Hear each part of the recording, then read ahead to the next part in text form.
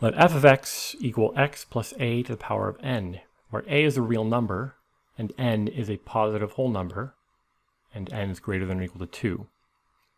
If y equals f of x and y is equal to f prime x are plotted on the same axes, the number of intersections between f of x and f prime of x will always be odd, always be even, depend on a but not n, depend on n but not a, and depend on both a and n.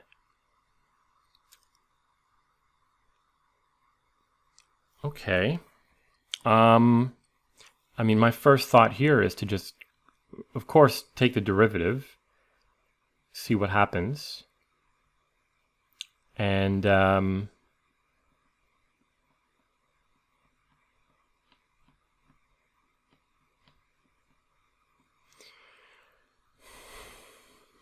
you know what we can do? Yeah, we can take a derivative. We'll just set the derivative equal to the function itself, and we'll get a lot of cancellations because both sides will have an x plus a to some power in them.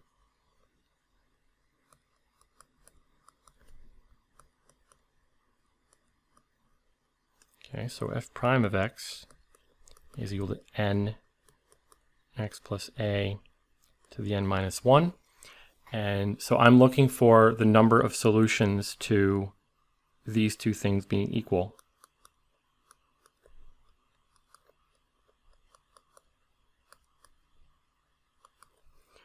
Okay, so this gives me x plus a is equal to n.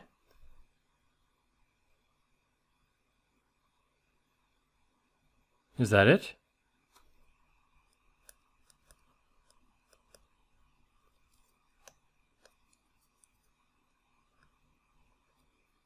So there's only one intersection.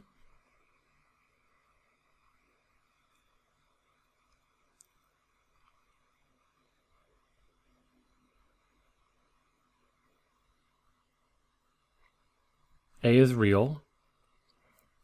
N is a whole number.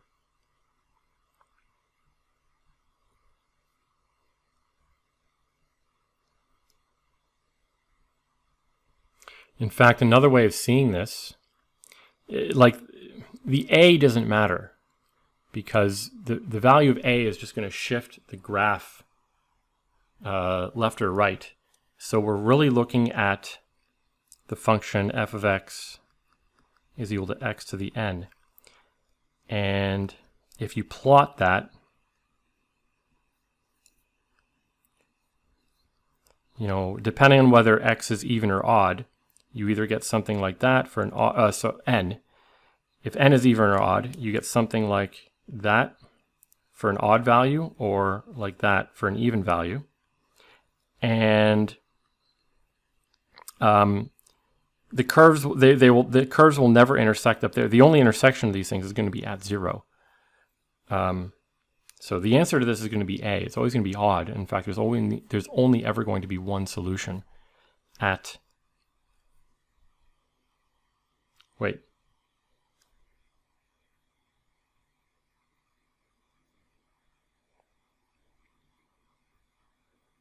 Wait a minute.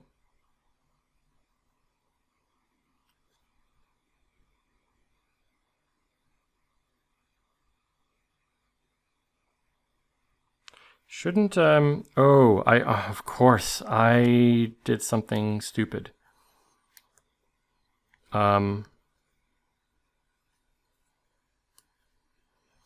Okay, I did something very stupid. I canceled an x plus a.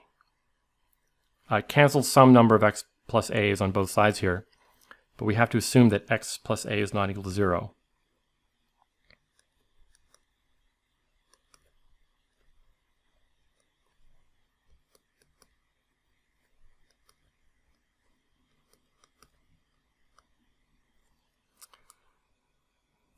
Yeah, of course, in that graph that I drew, I mean, for the simplest case, when n is equal to, actually, hold on, let me think.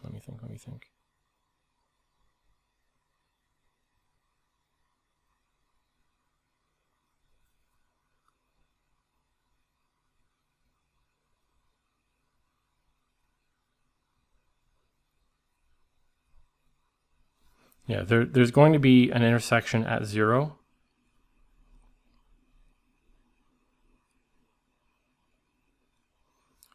And I guess another one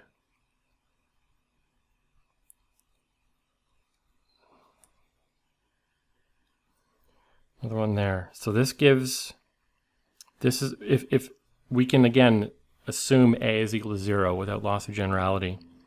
So if A is equal to 0, this gives us the solution x is equal to 0, and this gives us the solution x is equal to n. Okay. Yeah, I almost screwed this one up. So the answer is B, it's always even.